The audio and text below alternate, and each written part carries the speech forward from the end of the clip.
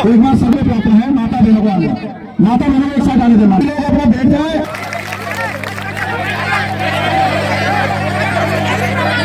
जिस घड़ी का आपको इंतजार था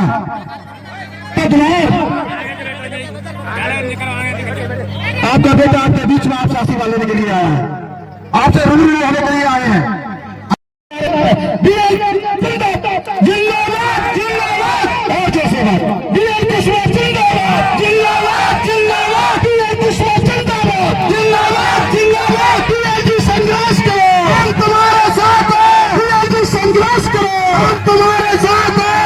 दुश्मन जिंदाबाद, हम तुम्हारे साथ हैं, हमारे दुश्मन जिंदाबाद। हमारा नेता कैसा है, पीएल गजरा जैसा है। अब आपके बीच में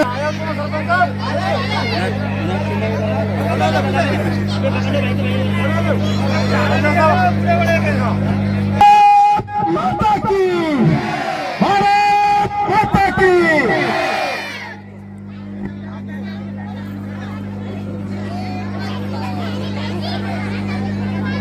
कुशवाहा जी का स्वागत करते हुए सभी पंच पटेल एक बार जोरदार ताली बजाएं स्वागत के लिए।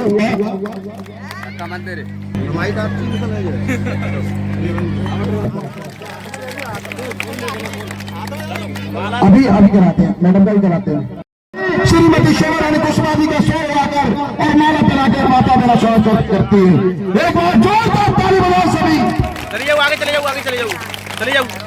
बीएल कुशवाहा जिंदाबाद, बीएल कुशवाहा जिंदाबाद, शोभा कुशवाहा जिंदाबाद। ये लो माला पहनाओ, माला पहनाओ सभी लोग। अपने लोकप्रिय विधायक जी का माता बहनों द्वारा स्वागत करते हुए और जो भी पंच पटेल रह गए हैं उन सब पे माला दे रहे हैं और विधायक बीएल कुशवाहा जी का एक एक करके स्वागत करते जाए और जो भी यहाँ के पंच पटेल है जिन्हों को माला दे दो और विधायक बीएल कुशवाहा जी को पहनाते जाए और आराम से माला देते जाए। विधायक बीएल जी का सभी को माला दे दो, सभी को दे दो, जो भी पंच पटेलों से हर मंच से नीचे उतरते जाए। सच्ची रुक जाओ, फोटो ला रहे हो, सच्ची रुक जाओ, सच्ची देखो, सच्ची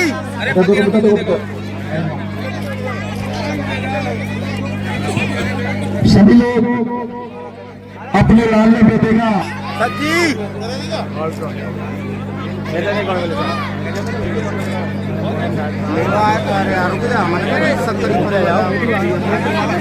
सभी लोगों से मेरा हाथ जोड़ के निवेदन है कि मंच से उतरता है, जो भी स्वागत करता जाए वो मंच से नीचे उतरता है। मेरा हाथ जोड़कर निवेदन है कि जो भी भाई स्वागत करते जाए और माला पहनाते जाए और मंच से नीचे उतर जाए। फोटो ऐसा है उन तो बना रहे हूँ मानम माला होता है। बैठ जाओ ना कहांगे तो बैठ जाओ फोटो लगेगा क्या फोटो जनता के और इधर देखो कला सरपंच 1 सेकंड फोटो ले लेगा भैया आज ही ले लेगा ना भाई बड़े बूढ़े से आगे आ जाते हैं कि खाए हमारे साथ बाबा टाड़ो माला अब आए रहो यार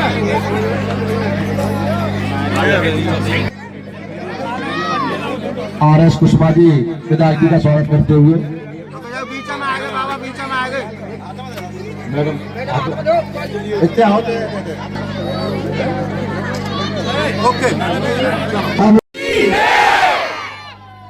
हमारे घर नौकर नहीं लग रहा है बोलो केला भैया की थोड़ी सी कसर रह गई केला भैया की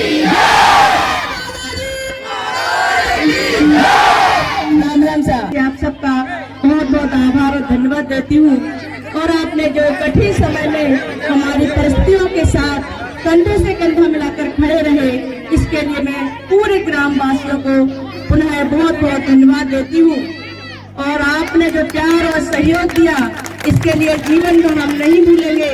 जिस तरह से आपने कंधे से कंधा मिलाकर हमारा साथ दिया मैं भी और हमारे पति श्री DL कुशवाहा भी वो दिन कभी नहीं भूलेंगे जब आपकी कोई भी समस्या हो आपकी सुनी नहीं जाएगी कंधे से कंधा मिलाकर आपके साथ चलने के लिए तैयार है। आपने स्वागत सम्मान के लिए पुनः बहुत बहुत धन्यवाद।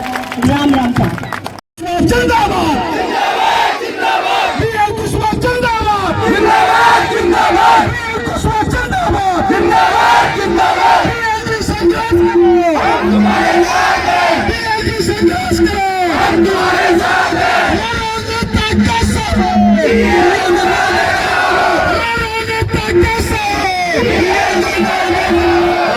कुशवाहा जी से निवेदन हुआ कि मैं अपने भाषण के एक बार महात्मा ज्योतिबा फुले के चरणों में नमन करते हुए आज यहाँ पर उपस्थित मेरे सभी पितातुल्य बुजुर्गों, माताओं, बहनों, प्यारे बच्चों और मेरे सभी जुझारू युवा साथियों, आप सभी को राम राम साहब।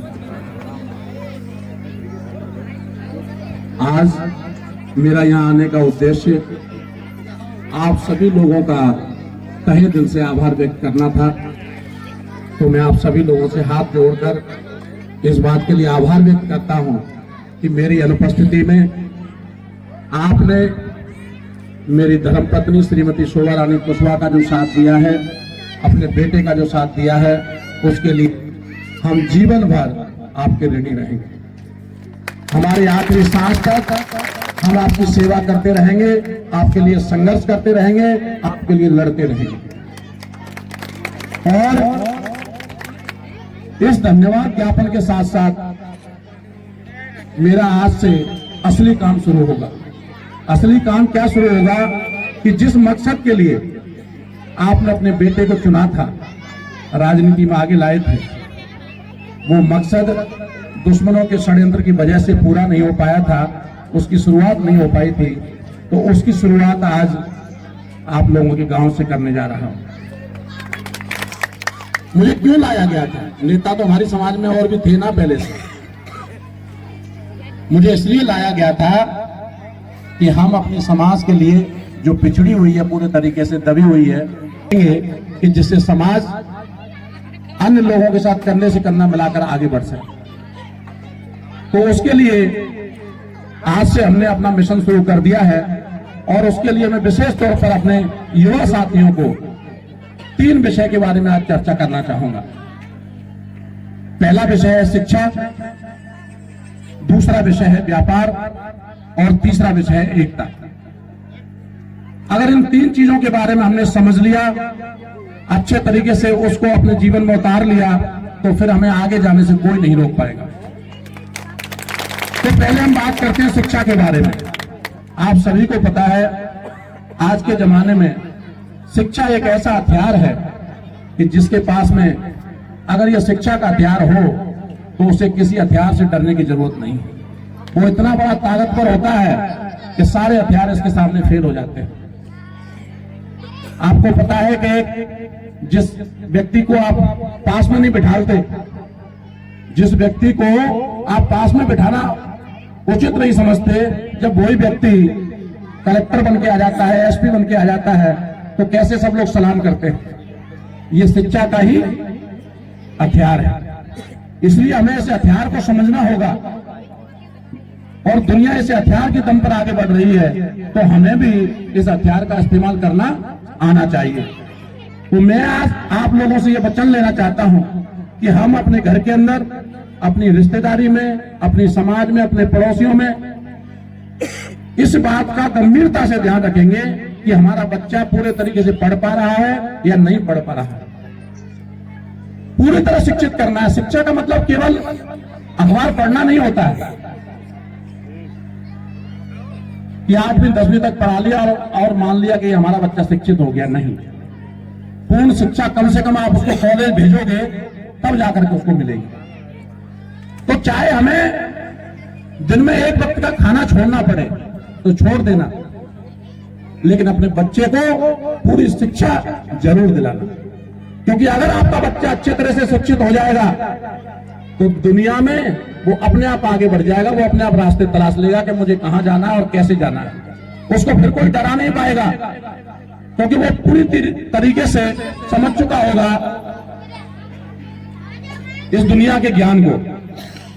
कोई उसको गलत तरीके से बहका नहीं सकता है, कोई उसको डरा नहीं सकता है।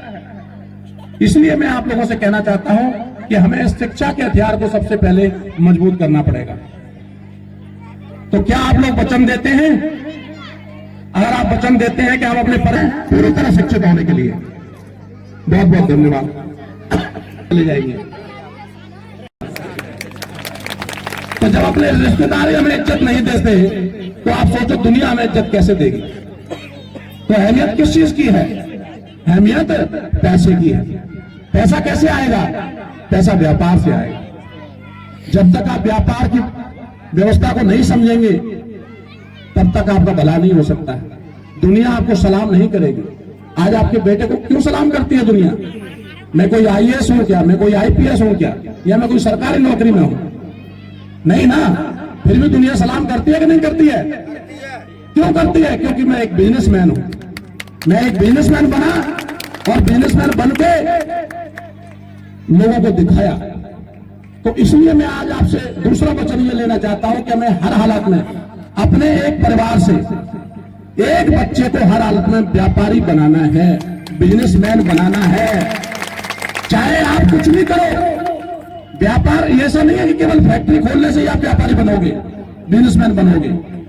जैसे टाटा वाला बिजनेसमैन है, अंबानी बिजनेसमैन है, ऐसे ही आपका बच्चा भी बिजनेसमैन हो सकता है। बिजनेसमैन का मतलब केवल बड़ी बड़ी फैक्ट्री खोलना नहीं होता है। पहले आप छोटा काम करेंगे, फिर उससे बड़ा काम करेंगे, फिर उससे बड़ा काम करेंगे, और एक दिन अंबानी की तरह भी बड़ा काम कर सकते हैं। कोई बड़ी बात नहीं, लेकिन शुरुआत करनी पड़ेगी। और हमें इस चीज का ध्यान रखना पड़ेगा कि हम पैसा कमाने के साथ साथ थोड़ा सा सब्र करके उसको बचाना सीखेंगे। ऐसा नहीं कि पैसा कमाना तो सीख लिया आपने, और ज्यादातर बच्चे सीख भी जाते हैं, और काफी बच्चे कमा भी रहे होंगे आपके गांव के अंदर भी, लेकिन पता चलता है कि जितना कमाते हैं उससे कहीं ज्यादा वो फूंक डालते हैं। तो क्या फायदा हुआ पैसा कमाने का? कि पता चला महीने में कमा तो 1 लाख रुपए रहे हैं, लेकिन दूसरे महीने स्कॉर्पियो लिया देख करके कि पड़ोसी के पास स्कॉर्पियो तो मैं भी लेके आऊंगा। जब 2 लाख कमाने लगे तो सोचे यार क्यों ना चलो फॉर्च्यूनर ले आते हैं। तो ऐसी कमाई का कोई फायदा नहीं होने वाला है। आपको आर्थिक आजादी तभी मिलेगी जब आप इतने सक्षम हो जाओ कि जितना आपका घर का खर्चा हो उससे 2 गुनी या 3 गुनी आपकी आमदनी महीने में होनी चाहिए। कि अगर महीने में आप 20,000 रुपए घर में खर्च करते हैं, या साल भर में आप 1 लाख रुपए खर्च करते हैं या 2 लाख खर्च करते हैं, तो साल भर की इनकम आपकी जगह 4 लाख होनी चाहिए, 6 लाख होनी चाहिए। तब आप समझो कि आप आर्थिक आजादी की ओर बढ़ रहे हैं। तो इसलिए मेरा अपने सभी युवा भाइयों से यह कहना है कि आज हम सब लोग मिलकर के ये शपथ लेते हैं कि हर हालत में किसी भी तरीके से, चाहे आप परचूने की दुकान ही खोल लो, चाहे आप जाकर के समोसे की ठेली लगा लो, वो भी एक बिजनेस है। बिजनेस का मतलब ये नहीं है कि कोई छोटा काम है बड़ा काम है, ऐसा कुछ नहीं होता है।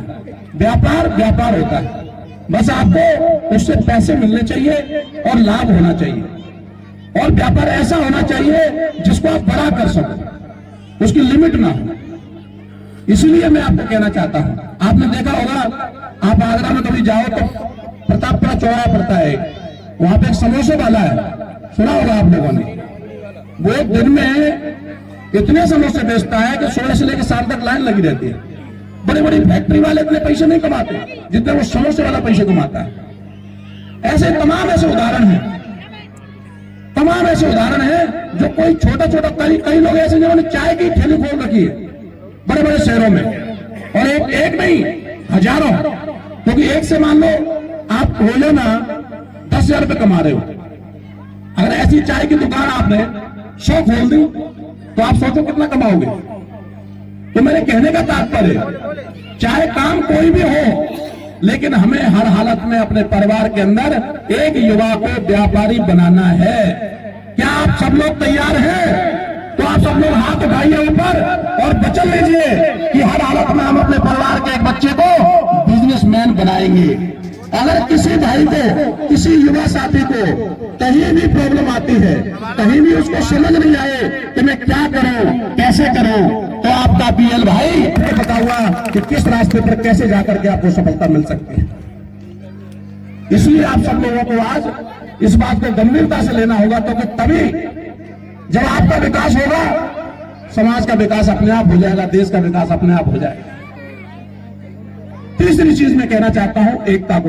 आज के दौर में अगर हम एकता की शक्ति को नहीं पहचानेंगे तो हम पीछे रह जाएंगे, ये आप भली बात ही जानते हैं।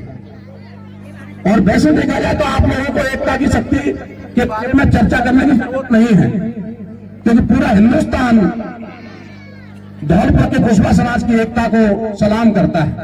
आज चाहे हरियाणा हो, चाहे दिल्ली हो, चाहे मध्य प्रदेश हो, चाहे उत्तर प्रदेश हो, चाहे बिहार हो, जब भी चुनाव होते हैं तो लोग उदाहरण देते हैं कि अगर एकता देखनी हो समाज की तो धौलपुर में जाकर के देखो। तो आप लोगों ने इस एकता की वजह से ही इन कोठी और महलों से अपनी इज्जत बचाए रखी है। अगर एक नहीं होते तो उन्होंने तो पूरा प्रयास किया है आपको तोड़ने का, और वो करते रहेंगे।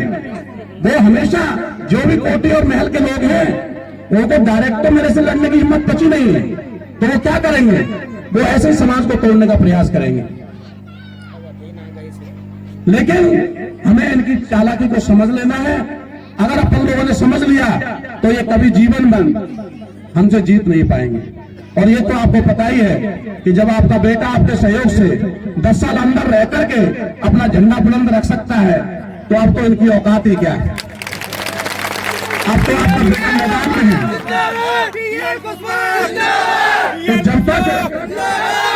तो जब तक आप लोगों का साथ है, मैं आपका झंडा ऊंचा ही रखूंगा, इसमें कहीं कोई किंतु परंतु वाली बात नहीं। लेकिन फिर भी आज मैं आप लोगों के बीच में ये निवेदन करने आया हूं, ये पूछने आया हूं कि अगर अभी भी आप लोगों को ऐसा लगता हो कि भाई बीएल अब तेरी नहीं किसी और की जरूरत है, तो मैं आज भी राजनीति छोड़ने के लिए तैयार हूं। बस मेरी समाज का भला होना चाहिए, मेरी समाज का कल्याण होना चाहिए। हमारा नेता कैसा हो?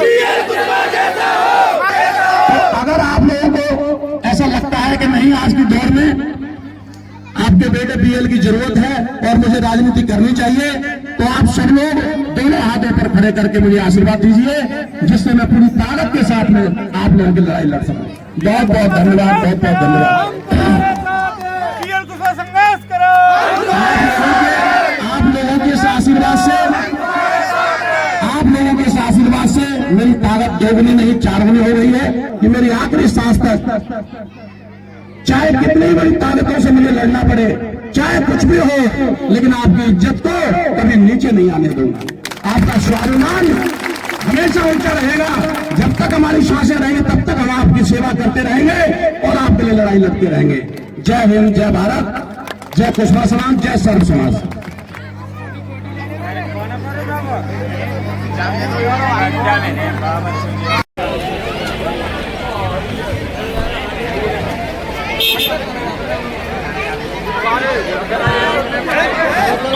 करो